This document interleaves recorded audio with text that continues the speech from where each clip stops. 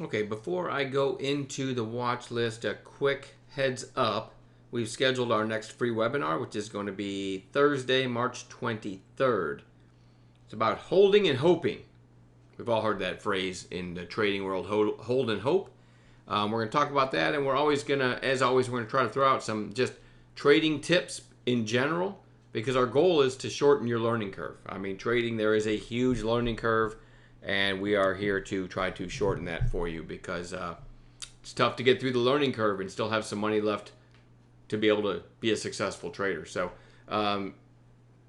let me think. If you're on our email list, you'll have a link there to go ahead and register to save your seat for the March 23rd, 7:30 p.m. Eastern Time. If not, like go to our Twitter feed. I think I'll put the link in the description of this video as well. All right. So, and then I'm going to give a real short lecture in addition to what I've just babbled about, real quick, on trading out of the gate. All right, trading the open, if you will. I'm going to give you an example. We had DRWI on watch today, right? Gapped up. I knew it was a low float. It had decent news, so it was on watch. And I'm going to show you what it looked like. All right, so this is the 2-minute candles. This is how it opened, sold off. So at this point, keep in mind, I've got a set of rules in place. I've got, sometimes 6, sometimes 10 stocks I'm watching as morning gappers. As a matter of fact, I don't even look at the overnight list for the opening 10 minutes or so. The charts from the overnight list, they just sit there because the only thing I do for the first 10 to 15 minutes is focus on the morning gappers.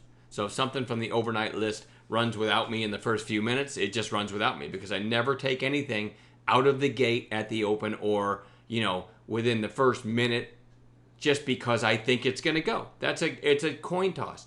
We've seen stocks gap up and just rip and never look back. We've seen stocks gap up and tank and never look back. So anyone buying at the open and telling you to buy something at the open, they're just guessing. If they get it right, you think they're a genius. If they get it wrong, you probably blame them. You shouldn't blame them. You should blame yourself. Every trade you take, you should be able to explain as a chart-based reason to somebody standing over your shoulder, even if it's an imaginary person standing over your shoulder. You should be able to explain the reason chart-based why you took it. All right, and I'm going to show you as an example here. DRWI, it gapped up to $1.75. Again, it had news. I don't just play any gap. You can see, look at that. Opening 2 minutes, 125,000 shares. It's obvious this stock is in play, right? All right, so it goes all the way down to $1.40. And then starts chopping around with resistance at $1.60. I called this in the chat room at or over $1.60 when it looked about like this. My thinking was you've got resistance there. If it can get through that resistance, there's a good chance it's going to take out the high of day. If it takes out the high of day, that's a catalyst for a possible squeeze, right? Because so far, sellers are winning. Shorts are winning. If this goes red to green, in other words, gets back through the open, there's a good chance it's going to squeeze. Well, we found resistance in the pre-market, or not in the pre-market, I'm sorry, in the opening 6 to 8 minutes at $1.60. That's not that far away from the 175. All right, if this had opened at $2 and was trading at $1.60, I wouldn't take this on the 160 break because it's got to get all the way to $2 really for shorts to start, being underwater and losing, right? For shorts to panic, in other words. Anyway, so the call was at $1.60. Looking for a pretty quick move through 175, and you can see what happened. All right, I'll switch to 5-minute candles.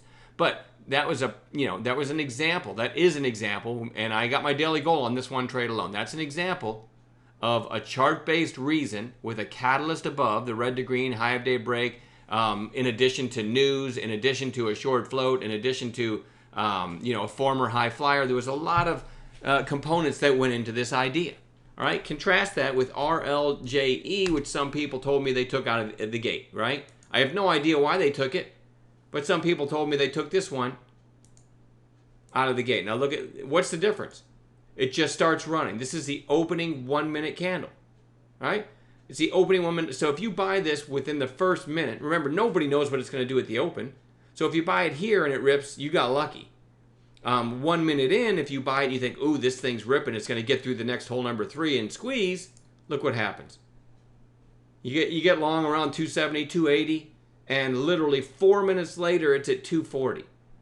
If you took size because you got excited about the volume, you got your ass handed to you. first thing in the morning, right? And then you're in I'm sorry, 2 minutes later. Or let's just say you got long at 275 right here. 1 minute later, it's at 241. And there's no justifiable reason for that entry, all right? I keep telling people, because so-and-so said, hey, I'm long XYZ, and so-and-so is somebody you respect as a trader, man, if you get long and you make money on that, what have you learned? So-and-so gets hit by a truck tomorrow, then what are you going to do? You have to have a chart-based reason for every trade, in my opinion. Well, not in my opinion, it's a fact. Jumping in because someone else jumped in is never a reason. Somebody you respect says long XYZ, or in this case, long RLJE, and you get long, you got your ass handed to you. And if your spouse comes in the room and says, oh, what's the matter? And you're in a bad mood, and you lost a bunch of money, and she might say to you, or he might say to you, why did you lose? Or why did you take the trade? Your answer would be what? I don't know. Somebody told me to. All right? Learn chart-based entries. There was just nothing there. All right? One thing I always teach our members is never jump in at the open. It's a coin flip. If you jump in as something's running in the first minute, it's a pure guess. More often than not, to be honest with you, more often than not, these fail. Stocks that are running out of the gate, more often than not, they do this. So we are all in our chat room just waiting for a proper setup. And, you know, this was on my gap play watch list, okay? So we're waiting for a proper setup. This one takes off and does this. And I say, oh, you know what? I don't even have to look at this one anymore. Okay? And then DRWI starts, you know, showing that resistance. And I went ahead and got long right there. And if I had to give you just a shorthand version, instead of the explanation I gave you earlier, of why I got long this thing, in a shorthand version, it's sellers came in at the open, and if this thing takes out the high of day and it was starting to find support and move up, if these sellers fail, there's only one way out, right? Sellers, when I say sellers in this case, I mean shorters, because, you know, shorting the open on some of these low-priced, low-float stocks can be pretty lucrative because a lot of them just fill the gap and, you know, never bounce. But when the shorters are wrong, so they come in, and then as it starts to come back up near the high of day, it's looking like they're going to fail. The only way out is to cover, right? Is to buy the stock back. And you notice, you know, a lot of times on a gap play, you would expect that opening candle to be the highest volume of the day. Look what happens here as this comes up and takes out the high. You get higher volume than the open. That's when you know shorts are covering, right? And that's usually when you know you've caught one. Anyway, enough babbling. Let's go into the watch list. I did not mean to talk this long.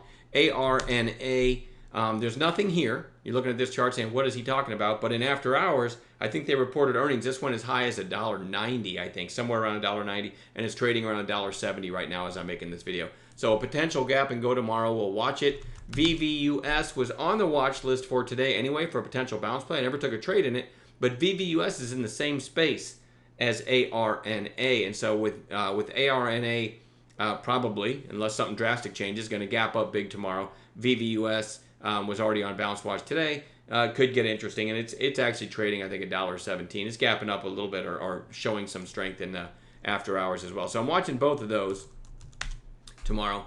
NVCN, nice break out of this tight range. Nice volume today. I'll just be looking for maybe a red to green, something like that. DRWI, I already showed you that one. We got a nice trade in it today as a gap play. It's certainly going to catch some attention, and it did close above its open and really big volume, over 10 million shares, so maybe a red to green in that one tomorrow. CERU, quiet inside day, closing above its open. I'm going to put that one back on watch tomorrow. ROX is just not much of a trader. And again, look at the daily candles. It never really puts in a big candle except for the other day when it gapped up. And as I said earlier, a lot of times shorting these low price stocks at the open on a big gap up can be lucrative, and sellers certainly won there. But now it's showing some strength, and actually it held up pretty well today after yesterday's action. So, you know, I don't have a call in it right now or a certain price I'm looking for, but it's definitely going to go back on watch. We'll see if we can see some volume coming in. LPCM was on watch today, kind of broke out yesterday. Today, kind of a quiet inside day, so no trades in it today, but it'll go back on watch tomorrow. ESES was on the watch list yesterday. No trades in it, but it goes back on watch. Still like it over $1.20. It might kind of break this little flag and maybe head higher. Naked, NAKD, showed some strength today. This was actually on the gap playlist this morning too. I never did catch a trade in it, but it closed really strong. And let's see, here it is on 60s. I don't know. You had this huge move back here. It's definitely found support. It tried to pop here, and then showing some strength. Certainly over 280, it gets interesting on the daily chart. We'll see. It definitely goes on watch tomorrow. Maybe a red to green in that one. And lastly, I'm going to put FNSR on watch, which gapped down 3 red days in a row. I'm just looking for an oversold short-term bounce. I'm not an investor, so we'll see if this gives us a setup. That's my entire list. Hopefully we'll find some gappers to add to this in the morning in the pre-market, and hopefully we'll make some money from this list plus the gappers. All right, enjoy the rest of your evening. We'll talk to you tomorrow.